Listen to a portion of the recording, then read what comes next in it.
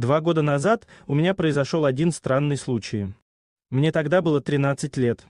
Были летние каникулы, поэтому я ложился спать очень поздно или вообще ночью. Я в очередной раз сидел в интернете до 3 часов ночи. Вдруг я услышал стук в окно на балконе. Сначала я подумал, что пошел дождь, но стук был слишком медленным, сильным и громким. Родители спали в соседней комнате, поэтому ничего не могли услышать. Я постарался не обращать внимания, но стук продолжался уже 10 минут. Я подумал, что у меня уже начались галлюцинации, и поэтому лег спать.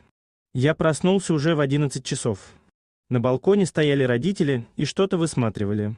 Я подошел к ним и спросил, что они делают, а они молча показали на окно. Там было здоровенное отверстие, и я тут же вспомнил прошлую ночь. На следующий день мне поменяли окно, но я так и не мог понять, кто и как мог разбить пластиковое окно, ведь я жил на 8 этаже,